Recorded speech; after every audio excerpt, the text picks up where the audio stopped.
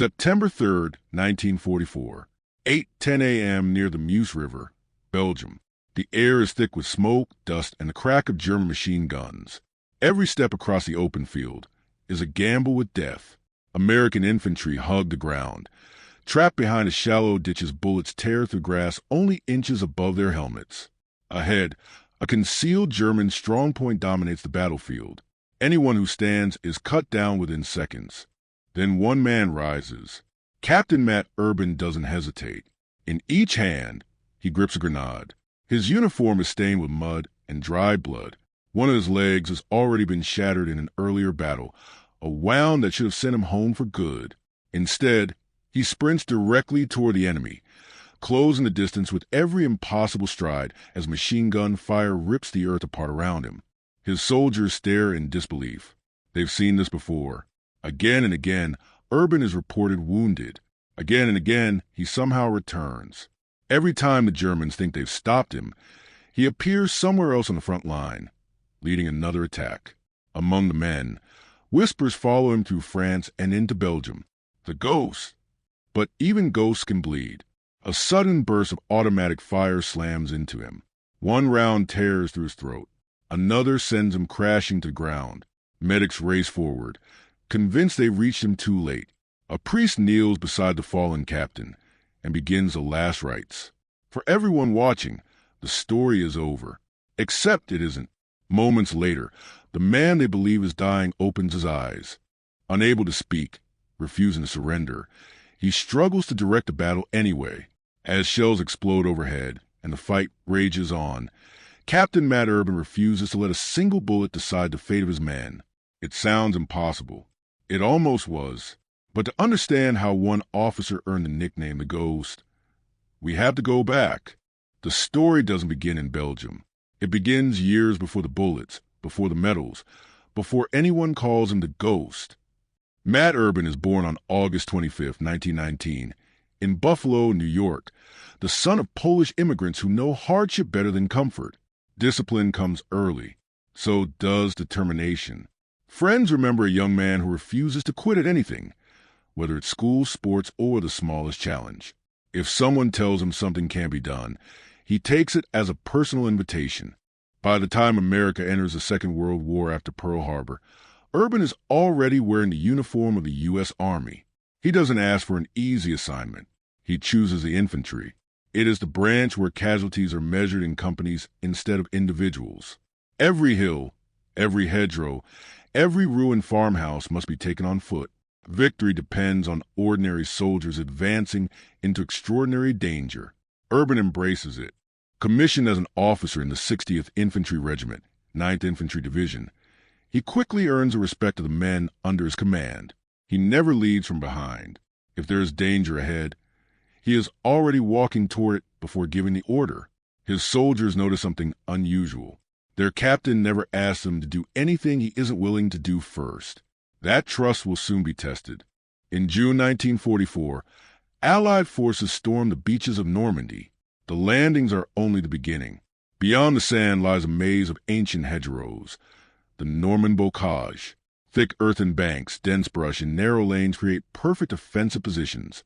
Every field is a fortress. Every corner could hide a machine gun. Progress is measured in yards. Casualties mount every day. Urban's company fights through this deadly labyrinth, clearing one German position after another. Sleep becomes a luxury. Food is eaten cold. Artillery shakes the earth almost without pause. Then comes the first serious wound. During an attack, enemy fire tears into his leg. The injury is severe enough that regulations say his combat days are over. Doctors prepare to evacuate him. Urban has other plans. As soon as he can stand, he returns to his unit. The men can hardly believe it. Most officers disappear after wounds like that. Their captain comes back. The war moves on. So does Matt Urban. The advance across France is relentless. German resistance stiffens around every crossroads and village. Even as Allied armies break out in Normandy, the enemy refuses to collapse. Urban lead patrols through forests and ruined towns. Sometimes they fight house to house. Sometimes they fight field by field. Each victory costs lives. Each success demands another attack. Then another bullet finds him. Again, medical officers insist he must leave the front. Again, he refuses. By now, stories begin spreading through the regiment. Every few weeks, someone hears that Captain Urban has finally been killed. A few days later, there he is, walking into another briefing, leading another patrol, standing beside another tank. The rumors become legend. Someone jokes that bullets simply don't know what to do with him. Another soldier gives him a nickname, the Ghost. Urban laughs it off. He has no interest in legends. He only wants to finish the mission. By late August 1944, the Allies are racing toward Belgium. The German army is retreating, but retreating does not mean defeated. Experienced units establish defensive lines behind rivers, villages, and elevated ground. Machine gun nests cover open fields. Mortars wait for any sign of movement. Snipers watch every road. Every advance becomes another deadly puzzle. Urban understands that hesitation gives the enemy time to recover. Speed saves lives. Whenever his battalion stalls, he moves forward himself, not because regulations demand it, because leadership does. His men follow not out of fear, but out of confidence. If the captain is standing, maybe they can too. Early September. Belgium. The advance slows once more. German forces occupy commanding ground near the Meuse River, turning the surrounding countryside into overlapping fields of fire. American infantry attempt to push forward.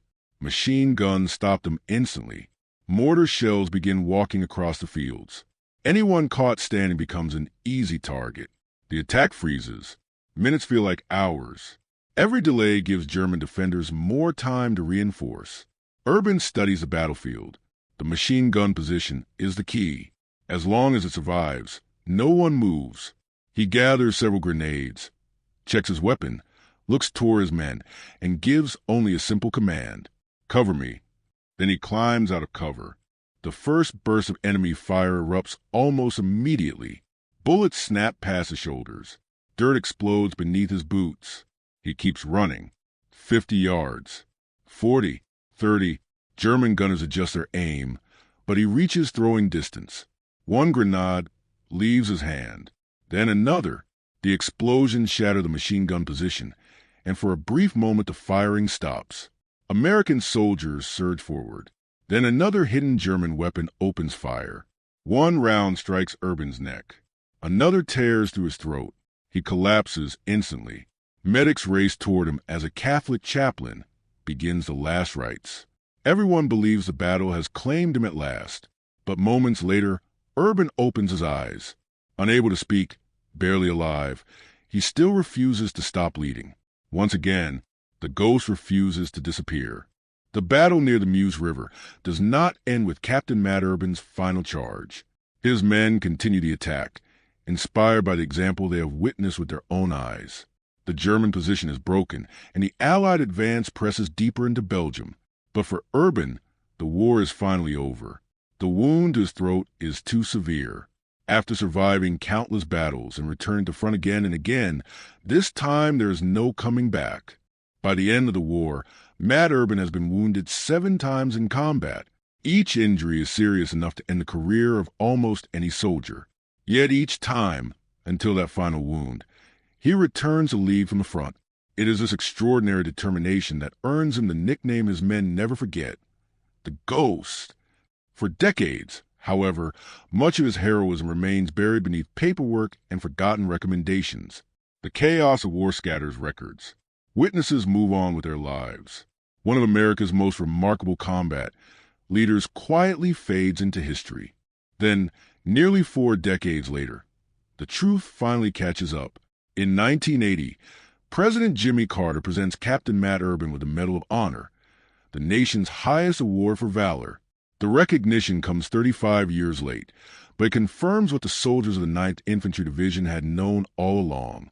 Matt Urban was never fearless. He felt pain. He bled. He fell. The difference was that every time he had the strength, he chose to stand back up. History often celebrates generals who move armies across maps.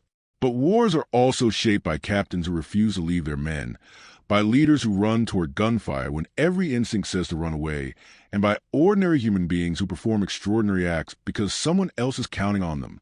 The bullets eventually silenced Matt Urban's voice, but they never silenced his example. Some heroes earn their place through victory. Others earn it by proving that courage can survive long after the body should have given up. And that is why history remembers him, not as the man who was shot 7 times, but as the man who kept coming back.